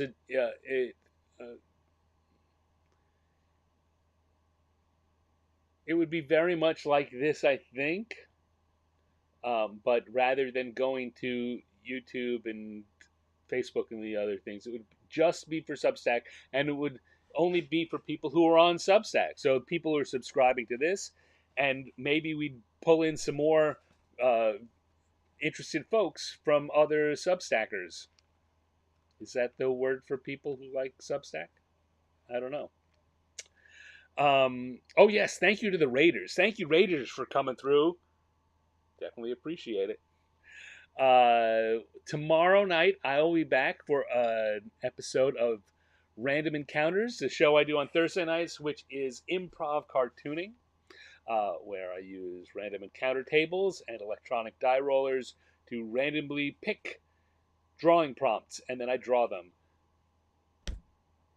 More drawing, less talking. No, probably just as much talking, but I do draw a lot more in that one.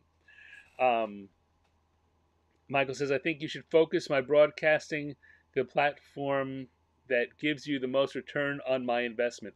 Well, right now, not a lot of return. The return is in feedback from people.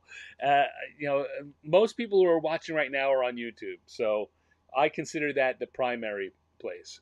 Uh, but it doesn't cost me anything extra to send it to Twitch and Facebook and the other places it's going right now. Substack is somewhere that there are people who are paying members. It could very easily create a return on investment. So that's one of the reasons I'm interested in attempting it. It also is a way for me to do things that are just for the just for the subscribers. If you subscribe, here's a bonus. You get an extra show.